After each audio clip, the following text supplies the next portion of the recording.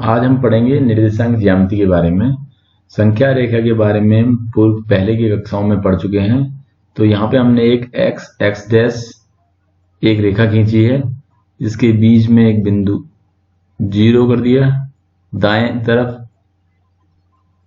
धनात्मक पूर्णांक दर्शा दिए हैं, बढ़ेंगे, और बाएं तरफ ऋणात्मक पूर्णांक बना दिए। अब देखें जरा, इसी तरह से एक ऊर्ध्वाधर लाइन भी खींचता हूं मैं। देखना, ये ऊर्ध्वाधर संख्या रेखा भी खींच दी मैंने। तो ऊपर को प्लस और नीचे को माइनस, हमने ऐसा पढ़ा हुआ है। जब ऊपर को जाते हैं तो हम प्लस होता है और नीचे को माइनस होता है। तो ये ऊर्ध्वाधर संख्या रेखा भी खींची है। अब जब इस संख्या रेखा को इस संख्या रेखा पे इस तरह से मिलाऊं कि ये 0 0 के ठीक ऊपर आए, ये ठीक ऊपर आए, तो तब इस x डैश को बोलते हैं x अक्ष, और ये y डैश को बोला जाएगा y अक्ष।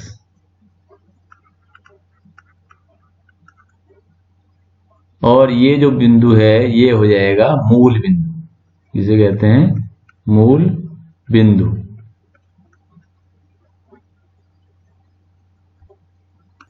मूल बिंदु को O से ड्रॉ करते हैं, और ये x की धन दिशा है, ये धनात्मक दिशा या x की धन दिशा,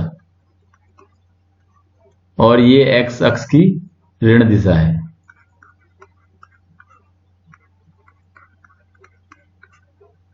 इधर को ये y की धन दिशा है, धनात्मक दिशा, और ये y अक्ष की ऋणात्मक दिशा, ऋण दिशा है। तो इस तरह से OX जो है वो धन दिशा हो गई, OX डैश ऋण दिशा है, OY धन दिशा है, और OZ Y डैश ऋण दिशा है। तो ये चारों लाइनें यहां पर 4 बराबर हिस्से में बांट रही हैं। तो 4 बराबर हिस्से जो हैं वो कहलाते हैं चतुर्थांश, कहलाते हैं चतुर्थांश। तो ये प्रथम चतुर्थांश है, ये द्वितीय चतुर्थांश है, और ये तृतीय चतुर्थांश है, ये चतुर्थ चतुर्थांश। तो चतुर्थांशों को पढ़ने का नियम क्या है? वामावर्त, यानी एंटी क्लॉकवाइज। ये इस तरह से पहला, दूसरा, तीसरा, चौथा। तो जिस तल पर ये चारों चतुर्थांश होंगे और ये अक्ष होंगे, दोनों x अक्ष और y अक्ष, तो इसको बोलते हैं कार्तीय तल। तो ये जो तल कहलाएगा कार्तीय तल। इसको निर्देशांक तल या xy तल भी कहते हैं। तो अक्षों को निर्देशांक अक्ष कहा जाता है। तो ये जो अक्ष हैं ये कहलाते हैं निर्देशांक अक्ष। हमने कार्तीय तल पे 2 बिंदु ले लिए, एक बिंदु P और एक बिंदु Q ले लिया है। अब इन अक्षों से दूरियां नापते हैं। जरा देखें कैसे नापेंगे। देखिए ना, x अक्ष पे P बिंदु की दूरी जो नापी गई है वो क्या है? y की धनात्मक दिशा में चली गई दूरी है। ये x अक्ष पे दूरी जो है वो किस तरह से है? y की धनात्मक दिशा में चली गई दूरी। और y अक्ष से बिंदु P की जो लांबिक दूरी है वो क्या है? x अक्ष की धनात्मक दिशा में चली गई दूरी। तो क्या करते हैं, यहां पर पहले लिखा जाएगा y को x को नापना है। तो x पे कितनी दूरी चली है? हम 4, और y पे उसके बाद y को लिखा जाएगा। y पे कितनी दूरी चले हम? 3। तो ये जो 4 और 3 है ये दिखा रहे हैं कि 4 जो दूरी है वो कहां पे है? x अक्ष पे चली गई दूरी, और 3 कहां पे है? y अक्ष पे चली गई दूरी। तो ये कहलाते हैं निर्देशांक, बिंदु P के निर्देशांक। तो x अक्ष पे चली गई दूरी को बोलते हैं भुज, और y अक्ष पे चली गई दूरी को बोलते हैं कोटि। इसी प्रकार से क्योंकि देखें x अक्ष पे चली गई दूरी, देखना यानी कि y से लंबी दूरी, तो ये कितनी हो गई -4, तो ये -4 लिख दिया हम। फिर x अक्ष पे चली गई दूरी, यानी कि x अक्ष से कितनी दूरी है, तो इसको दर्शाया जाएगा। तो ये दूरी ये है, तो ये कितनी है -2, ये हो गया -2। तो पहले x अक्ष पे चली गई दूरी यानी कि भुज, और फिर y अक्ष पे चली गई दूरी यानी कि कोटि। तो ये जो है बिंदु Q के निर्देशांक है। तो भुज को जो बोलते हैं उसको ये भी बोलते हैं x निर्देशांक, और कोटि को बोलते हैं y निर्देशांक। तो किसी तल, इस कार्तीय तल पर किसी बिंदु को दर्शाना है तो उसके हमको निर्देशांक ज्ञात होने चाहिए। तो अब हम विभिन्न निर्देशांकों को लेकर के विभिन्न बिंदुओं को इस कार्तीय तल पर दर्शाएंगे। तो कुछ निर्देशांक लेते हैं कुछ बिंदुओं के और उनको कार्तीय तल पर दर्शाते हैं। ये विभिन्न बिंदु लिए हैं, इनको हमको कार्तीय तल पर दर्शाना है। तो ये विभिन्न बिंदुओं के निर्देशांक हैं, इनकी मदद से हम इनको यहाँ पे कार्तीय तल पर दर्शाएंगे। तो पहला बिंदु है A, इसके निर्देशांक है 3 और 4, यानी कि 3 भुज है 4 कोटि है। 3 x निर्देशांक है 4 y निर्देशांक है, यानी 3 जो है x अक्ष पे चली गई दूरी है, 4 y अक्ष पे चली गई दूरी है। तो 3 देखना x अक्ष पे चली गई दूरी +3 है, तो 1 2 3 यहाँ पे है, और y अक्ष पे चली गई दूरी कितनी है 4, तो 1 2 3 और ये 4 यहाँ पे है। तो इनकी सीध मिलाएंगे, जरा देखें कैसे मिलाएंगे।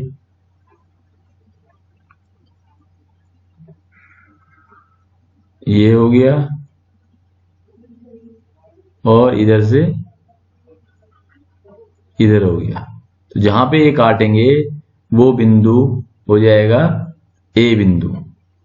तो देखें इस बिंदु के निर्देशांक लिखेंगे हम 3 और 4, ये बिंदु हो गया A बिंदु, ये बिंदु है A। बाकी हम मिटा देते हैं ये। तो इस तरह से A बिंदु हमने कार्तीय तल पे दर्शा दिया। अब देखें B बिंदु, तो B कितना है -3 और -5, यानी x अक्ष पे चली गई दूरी -3, तो ऋण दिशा में देखना पड़ेगा कहां पर है, यहाँ पे है। और y -5, ये भी ऋण दिशा में देखना पड़ेगा कहां पे है, यहाँ पे है। तो इनकी सीध देखनी पड़ेगी। अब देखें जरा, तो ये हो गया, यहां देखा और यहां से यहां देखा, तो x अक्ष पे चली गई दूरी कितनी है -3, y पे कितनी है -5, तो इसके निर्देशांक कितने हो गए -3 और -5। ये बिंदु हो गया B। फिर देखें C, ये बिंदु B हो गया। C कितना है 4 और 2, यानी कि ये धन का 4 है, तो x अक्ष पे 4 देखें कहां पे है, यहां है, और y पे -2, वो कहां पे है, वो यहां पे है।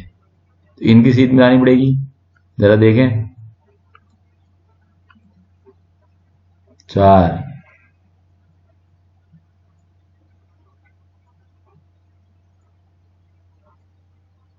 और -2।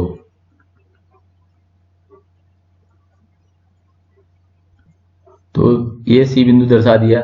x अक्ष पे चली गई दूरी 4, y अक्ष पे चली गई दूरी -2। तो इन बिंदुओं पे निशान लगाए और इनकी सीध में जहां पे मिल रहे हैं वो बिंदु हो जाएगा C। ऐसे ही D बिंदु जरा देखें, तो D कितना है -4 और 5, तो x अक्ष पे -4, यानी कि ऋण दिशा में देखना पड़ेगा, तो -4 यहाँ पे है और 5 कहाँ पे है, ये धन दिशा में है y की, तो ये बिंदु हो गया ये। तो इनकी सीध में देखना पड़ेगा, देखें जरा, ये बिंदु हो गया D। देखें जरा यहाँ पे x अक्ष पे चली गई दूरी कितनी थी -4, तो -4 पे, y अक्ष पे कितना है 5 प्लस के, 5। अगला बिंदु है ई। देखना एक्स एक्स पे कितना चलना है 2, तो 1 और ये 2 कदम, और y पे कितना चलना है 0, तो यहां से मूल बिंदु से y पे 0, यानी कि ये चलना ही नहीं है। तो अगर इनको मिलाएंगे तो ये यहीं पे मिलेगा, यहीं मिलेगा। तो इस बिंदु के निर्देशांक हो जाएंगे 2 और 0, ये बिंदु है E। इसी प्रकार अगला देखें F, ये है 0 और 3, तो x अक्ष पे कितना चलना है 0, तो यानी चलना ही नहीं है, यहीं का यहीं। और y पे कितना चलना है -3, ये यहां पर। तो अब इनकी लाइन खींची जाए तो ये इसकी सीध में यहाँ पे आएंगे, यहीं पे ही, और ये आगे बढ़ ही नहीं पाएगा, तो यहीं पे मिल जा रहे हैं। तो इस बिंदु के निर्देशांक होंगे 0 और -3, ये बिंदु हो गया F। तो इस तरह से हम देख रहे हैं कि कार्तीय तल पर हम बिंदुओं को 6 प्रकार से प्रदर्शित कर सकते हैं। पहले अक्ष में आएगा कोई बिंदु, तो यहाँ पे निर्देशांक भुज और कोटि दोनों ही प्लस के होंगे। दूसरे चतुर्थांश में कोई आएगा तो यहाँ पे x जो है वो माइनस का और y जो है वो प्लस का, ये भुज माइनस और कोटि प्लस। तीसरे चतुर्थांश में कोई बिंदु होगा तो उसके निर्देशांक माइनस माइनस में होंगे, यानी भुज भी माइनस और कोटि भी माइनस। चौथे में कोई होगा तो यहां पर भुज प्लस और कोटि माइनस में होगा। और पांचवा जो है वो x अक्ष पे कोई बिंदु होगा तो निर्देशांक क्या हो जाएंगे, x यानी कोटि 0 होगी और भुज कुछ ना कुछ होगा यानी x। और छठवां जो स्थिति है वो y अक्ष पे है, कोई बिंदु होगा तो वहां पर भुज 0 होगा और कोटि कुछ ना कुछ होगी y अक्ष पे। तो इस तरह से 6 प्रकार से हम बिंदु को दर्शा सकते हैं, और ये मूल बिंदु है, इसके निर्देशांक 0 0 होंगे। अब हम कुछ और बिंदुओं के निर्देशांक ज्ञात करते हैं। ये कार्तीय तल पे कुछ बिंदु दर्शाए गए हैं, इनके निर्देशांक ज्ञात कीजिए। A B C D E F ये हरे रंग से दर्शाए हुए हैं। जरा देखें A बिंदु के निर्देशांक क्या होंगे। देखें x अक्ष पे चली गई दूरी, जरा A के सीध में देखें x अक्ष पे कितना चला है ये -4, और फिर y पे देखें कितना चला है ये 5, तो ये -4 और 5 इसके निर्देशांक हो गए। फिर देखें B कहां पे, यहाँ पे x अक्ष पे कितना चला है ये +4, y अक्ष पे कितना चला है -2, इसकी सीध में देख रहे हैं -2,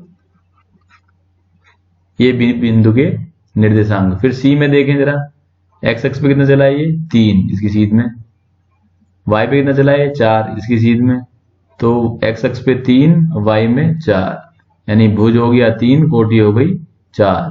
इसी प्रकार देखें D बिंदु, x अक्ष में कितना चला है ये -3, यानी भुज हो गया -3। फिर देखें ये y पे कितना चला है -5, तो कोटि हो गई -5, ये इसके निर्देशांक हो गए। फिर देखें E बिंदु कहाँ है, x अक्ष पे चल रहा है -2 और y पे चला ही नहीं, तो x अक्ष पे -2, भुज कोटि 0, चला ही नहीं। फिर देखें F, तो x अक्ष पे ये चला ही नहीं, तो y पे x अक्ष पे चला नहीं तो भुज हो गई 0, और y पे चला है ये 3 प्लस के, तो कोटि हो गई 3। तो इस प्रकार से बिंदुओं को दर्शाना और दर्शाए गए बिंदुओं के निर्देशांक निकालना हमने सीखा है आज। धन्यवाद।